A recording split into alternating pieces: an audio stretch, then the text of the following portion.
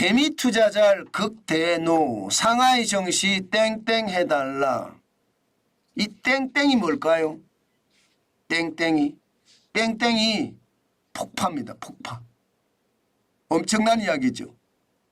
상하이 정시 폭파해달라 이 말입니다. 지금 이 내용은요. 이 내용은 보시다시피 미국 대사관의 중국식 웨이보, 웨이보에 대한 트위터죠. 중국식 트위터입니다. 웨이보에 올라간 내용인데요. 미 대사관에 쉽게 말하면 뭐 그냥 일상적으로 올리는 내용이에요. 그런데 이 밑에 댓글이 장난이 아닙니다. 어느 정도 붙었나 하면요. 15만 건이 넘게 붙었습니다. 15만 건이 넘게. 핵심은 그겁니다. 상하이 정권거래소를 폭파할 미사일 몇 개만 빌려달라. 이런 식의 불만 엄청나게 폭발했습니다. 사실 웨이보 다른 데다 올리잖아요. 그러면 정부 검열 때문에 이게 몸살을 앓습니다. 그런데 미 대사관의 웨이보니까 이것은 말입니다. 정부 검열에서도 대상이 아니고요. 이거 자칫 잘못 건드렸다가는 또 미중 갈등이 생길 수도 있거든요. 그러니까 중국의 개미 투자자들이 지금 미 대사관 중국식 웨이보에 들어가서 성토를 하고 있다는 게 성토. 어떻게 생각하면 미 대사관을 잡고 통곡하고 있는 겁니다. 제발 중국 상해 정시 폭파해 달라고 말입니다. 야, 오죽했으면 이런 일까지 벌어질까 싶습니다. 중국은 지금요, 여러분 알다시피 난리가 아니에요.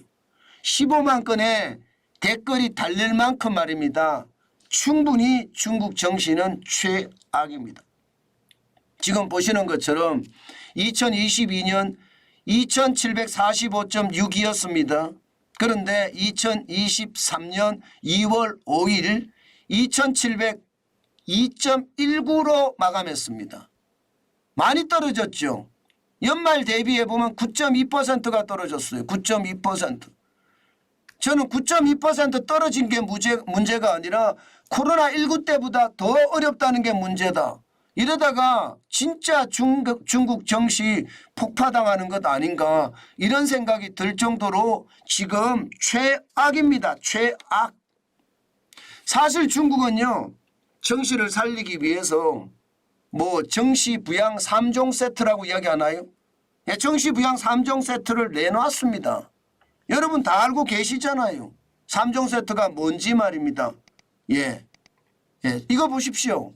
정시안정기금 2조 위안 우리 돈으로 372조를 퍼부었습니다.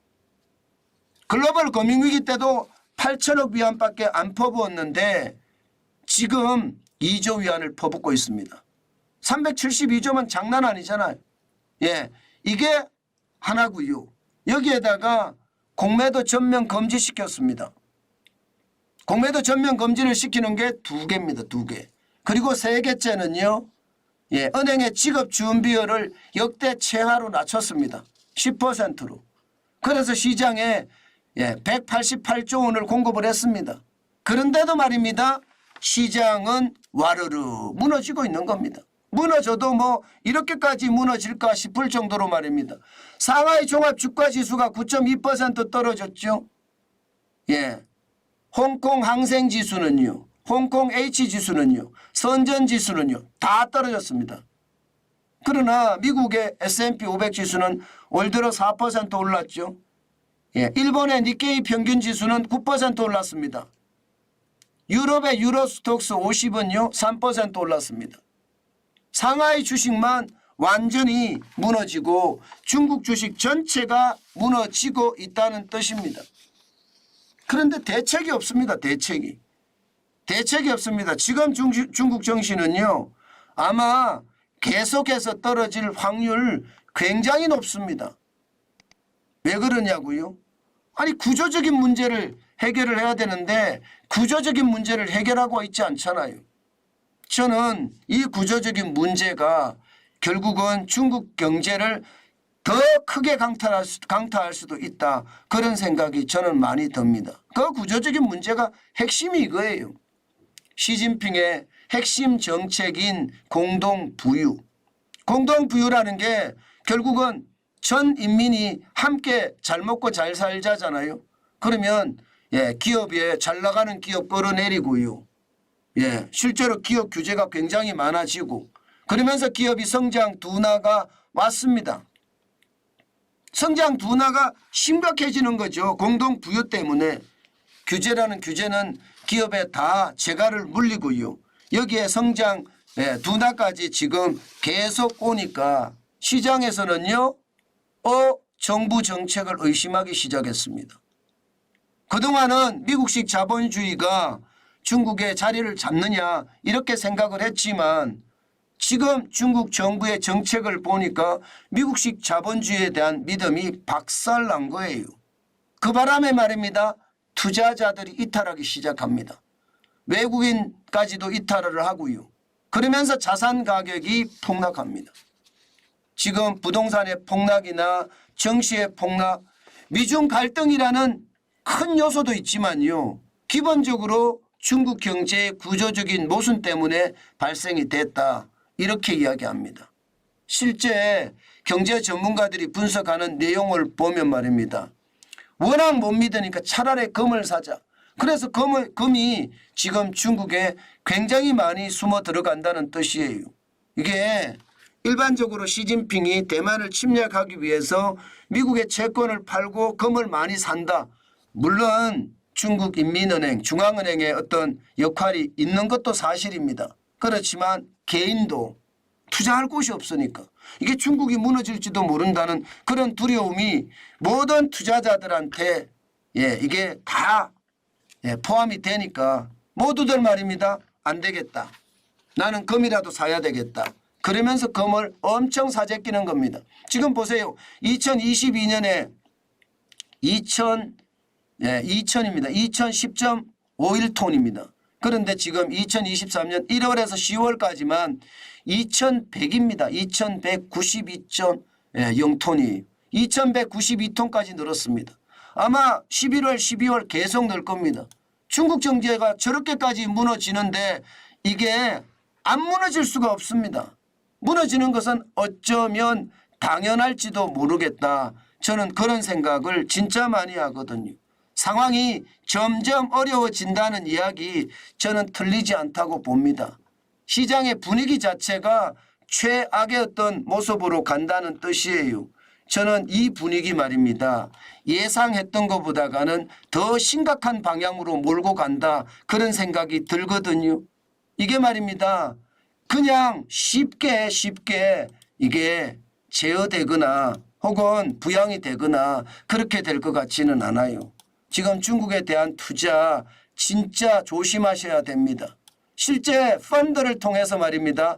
중국에 투자한 사람들 굉장히 많거든요. 아니면 ETF를 통해서 투자한 사람도 많고요. 저는 이것이 결국은요.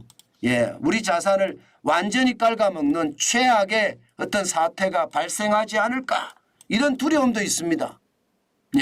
중국은요. 지금 어디로 튈지 아무도 모릅니다. 분명한 것은요.